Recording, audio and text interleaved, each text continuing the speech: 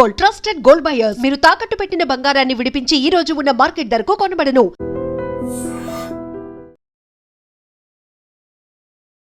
నమస్కారం, welcome to iDream media. నేను మీ సంగీత.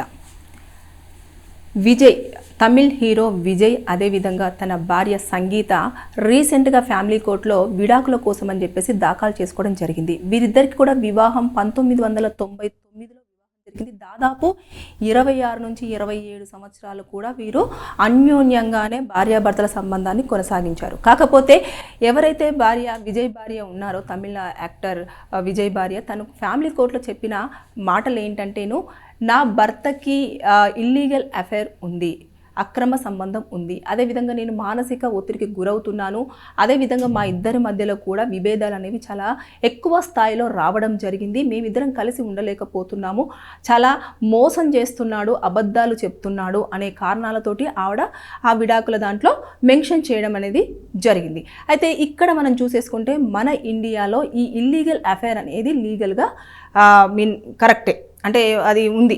మనకు లీగల్ పరంగా చూసేసుకుంటే దానికి ఎవరు కూడా అడ్డు చెప్పడానికి లేదు. ఎవరైనా సరే ఆ గ్రౌండ్ పాయింట్ని చూపించేసి విడాకులు తీసుకోవడానికి ఛాన్స్ ఉంటుందే తప్పించి వారిపైన కేసులు పెట్టేసి, ఇబ్బంది పెట్టేసి, వారిని జైలుకు పంపించే విధంగా మాత్రం ఉండదు.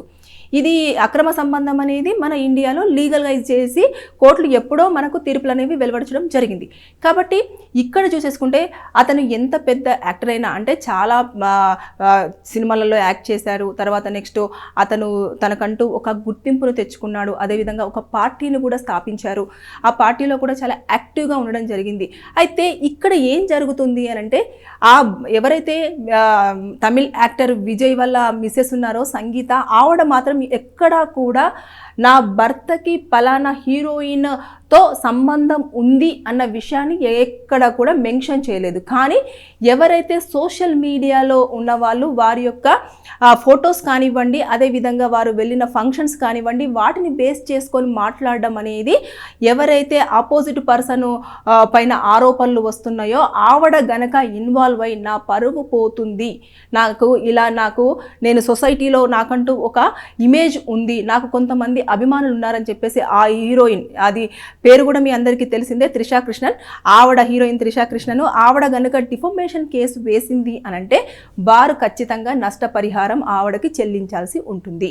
కాబట్టి ఇక్కడ తను చాలా క్లియర్గా మెన్షన్ చేసింది, ఇన్ని సంవత్సరాల పెళ్లి సంబంధంలో వారు ఎప్పుడూ కూడా ఈ యొక్క బంధం గురించి వారు మాట్లాడుకున్నా కూడా అది ఎప్పుడు బయటికి రాలేదు. తర్వాత నెక్స్ట్ వాళ్ళు ఎప్పుడు కూడా గొడవలు చేయలేదు, ఎప్పుడు కూడా సోషల్ మీడియా ప్లాట్ఫామ్ మీద పెద్ద ఎత్తున కూడా వచ్చింది లేదు, వైరల్ అయ్యింది కూడా లేదు. ఈ మధ్య కాలంలో అంటే పడలేదు, ఇంకా వారు చాలా ఏళ్ళు చూసినట్టుంది, తర్వాత నెక్స్ట్ తనకు కనిపించుంటుంది, చూసుంటుంది, తర్వాత చెప్పుంటుంది, తర్వాత అన్ని జరిగిన తర్వాతనే ఇక ఈ యొక్క మ్యారేజ్ లైఫ్ అనేది ఇతనితో నాకు సెట్ అవ్వదు అని చెప్పేసి అనుకున్న నేపథ్యంలోనే ఫ్యామిలీ కోర్టులో డివోర్స్ అనేది వేయడం జరిగింది. అయితే ఇక్కడ ముఖ్యంగా ఏంటి అని అంటే, అడల్టరీ కింద తను కేసు ఫైల్ చేసింది కాబట్టి, అక్రమ సంబంధం ఉంది వేరే వ్యక్తితో అని చెప్పేసి చేసింది కాబట్టి అది ప్రూవ్ చేయాల్సిన బాధ్యత తమిళ్ యాక్టర్ విజయ్ వల్ల మిసెస్ సంగీత పైన చాలా వరకు ఉంది. అంటే ఎలాంటి ప్రూఫ్స్ ఉన్నాయి, తర్వాత నెక్స్ట్ అతని చాటింగ్స్ ఏమైనా ఉన్నాయా, కాల్స్ ఏమైనా ఉన్నాయా, లేదంటే ప్రైవేట్గా గడిపిన వీడియోస్ కానివ్వండి, ఫొటోస్ కానివ్వండి ఏమైనా ఉన్నాయా అనేది ఎవిడెన్సెస్ అన్నీ కూడా కోర్టులో ప్రాపర్గా సబ్మిట్ చేయాల్సి ఉంటుంది.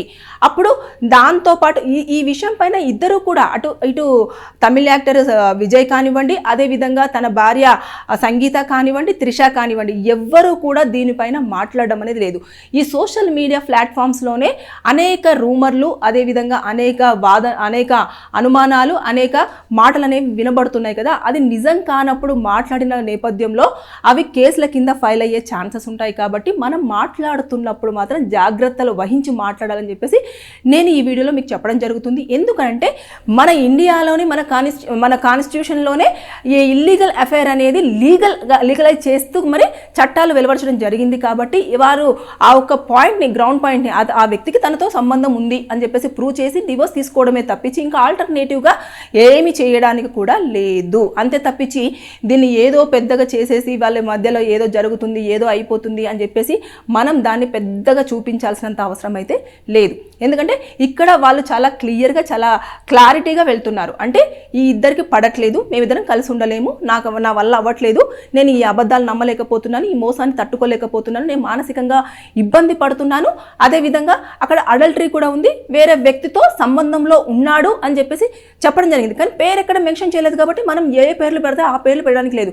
పార్టీకి ఏదైనా ఒక ఫంక్షన్కి కలిసి వెళ్ళారో, లేదంటే కలిసి కార్లో కనిపించారో, కలిసి పార్టీ దగ్గరికి వెళ్ళారో, లేదంటే కలిసి రోడ్డు మీద కనిపించారో, దానిని మనం వారిద్దరి మధ్యలో సంబంధం ఉంది అని చెప్పేసి ప్రూవ్ చేయడానికి లేదు అన్నట్టు. అంటే చాలామంది ఫ్రెండ్స్ అయినా, లేకపోతే బ్రదర్ అండ్ సిస్టర్స్ అయినా, లేకపోతే ఫాదర్ అండ్ డాటర్ అయినా, లేదంటే ఇంకెవరైనా, లేదంటే చాలా బెస్టీస్ అయినా సరే నిల్చొని మాట్లాడుకుంటారు. మాట్లాడుకున్నంత మాత్రాన, లేదంటే కలిసి తిరిగినంత మాత్రాన వారి మధ్య ఇల్లీగల్ అఫైర్ ఉందని చెప్పేసి కోర్టు ఒక నిర్ధారణకి రాదు.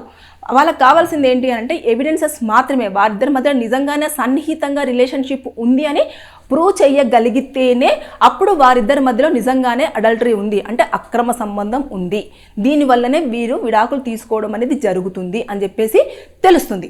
అది కూడా కోర్టు డిసైడ్ చేస్తుంది. కోర్టులో వాళ్ళు సబ్మిట్ చేయాల్సిన ప్రూఫ్స్ అని సబ్మిట్ చేస్తారు, దాంతోపాటు వారు చెప్పాల్సిన వాదనలన్నీ చెప్తారు.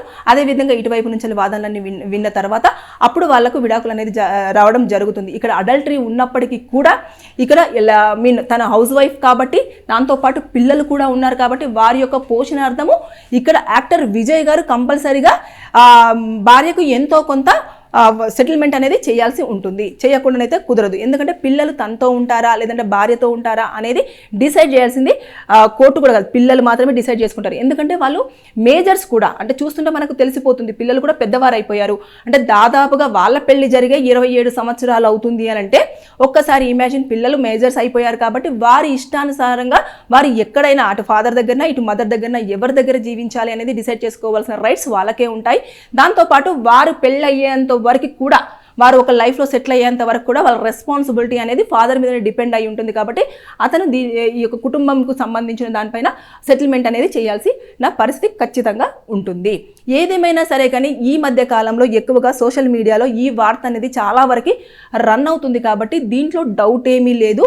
ప్రతి ఒక్కరూ అబ్జర్వ్ చేయాల్సింది ఏంటి అని అంటే, భార్య కానివ్వండి, భర్త కానివ్వండి, ఎవరైనా సరే అడల్టరీలో ఉంటే, అంటే భర్తకు కానివ్వండి, భార్య కానివ్వండి, వేరే వ్యక్తి నచ్చి వారు కనుక ఇల్లీగల్ అఫైర్లో ఉంటే అది కాన్స్టిట్యూషన్లో లీగల్గానే పరిగణించబడుతుంది. ఆ ఒక్క పాయింట్ని చూపించేసి డివోర్స్ తీసుకోవచ్చే తప్పించి వారిపైన కేసులు ఫైల్ చేసి వారిని ఇబ్బంది పెట్టి జైలుకు పంపించాలి అన్నదైతే ఇక్కడ చాలా తక్కువ అని చెప్పేసి మీరు గ్రహించాలని చెప్పేసి నేను చెప్తున్నాను. Thank you.